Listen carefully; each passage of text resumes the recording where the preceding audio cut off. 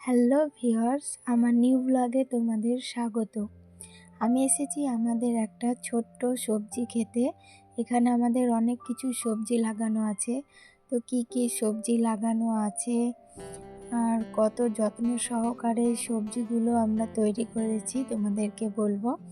আমার সঙ্গে আমার মাম্মাম এসেছে, সুন্দরভাবে ঝোলা নিয়ে দাঁড়িয়ে আছে।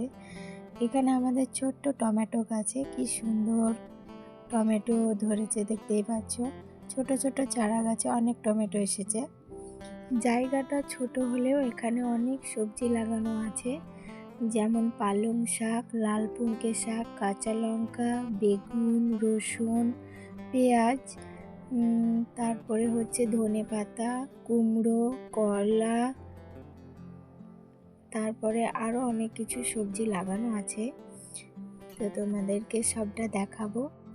আসলে কি বলতো, বাজারে কেমিক্যালে ভরা শাকসবজি থেকে নিজের শাকসবজি লাগিয়ে খাওয়াটাই বেটার আমার মনে হয়। তো তোমাদের কি মনে হয়, আর আমাদের ছোট্ট মাজরাটা কেমন হয়েছে অবশ্যই কমেন্ট করে বলবে।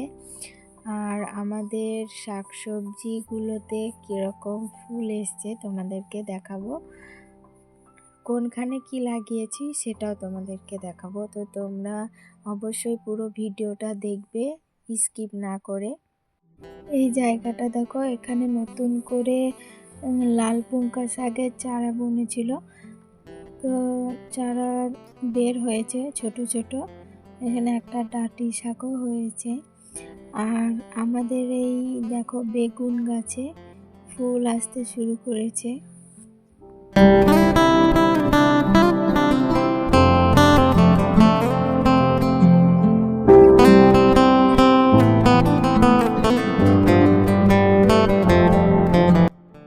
লঙ্কা গাছগুলো অনেক সুন্দর হয়েছে।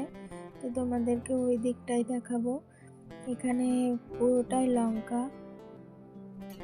লঙ্কার চারা অনেক, এখানে অনেক ফুল এসেছে লঙ্কা গাছে।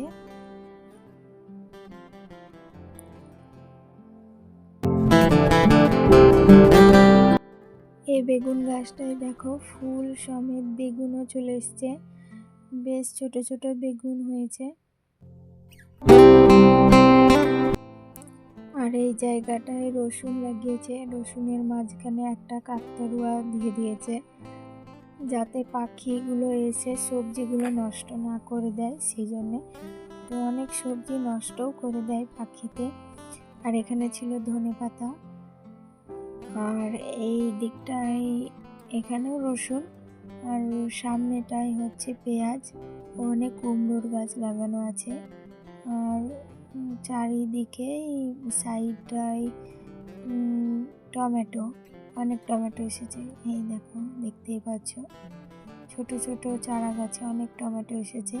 আসলে যত্নটাই মেন কথা, অনেক যত্ন হয়, সেই জন্য এত সুন্দর সবজিটা হয়েছে, দেখতে ভালোই লাগছে।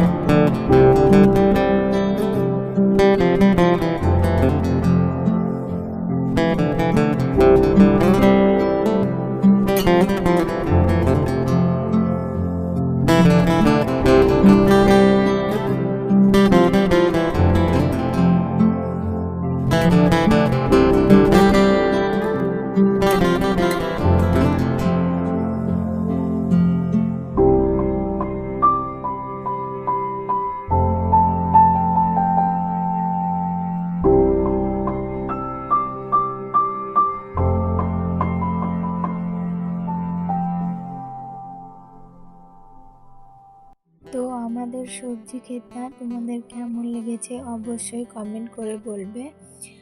আর যারা আমার চ্যানেলে নতুন, চ্যানেলটিকে সাবস্ক্রাইব করে বেল আইকনটা অন করে রাখবে আমার নতুন ভিডিও পাওয়ার জন্য। আর লাইক করতে ভুলবেন না। তো আজকের মতো এইটুকুই, টাটা, তোমরা সবাই ভালো থেকো।